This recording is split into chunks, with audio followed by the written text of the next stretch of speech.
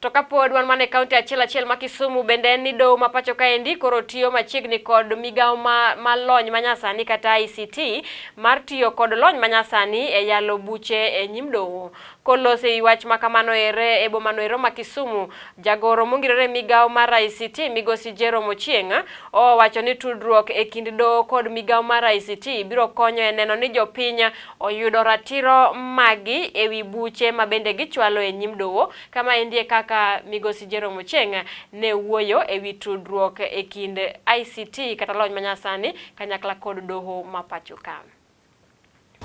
We are in a very close working collaboration with the judiciary in terms of ensuring that we digitize the judiciary.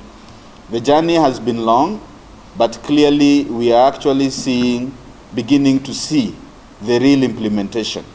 The judiciary has been very keen in terms of digitizing their processes, and this is really a laudable effort because, like the Honorable Judge has said, it will help in enhancing dispensation of justice. And the process of digitization is a full government approach. In other words, we want to ensure that we have digitized the entire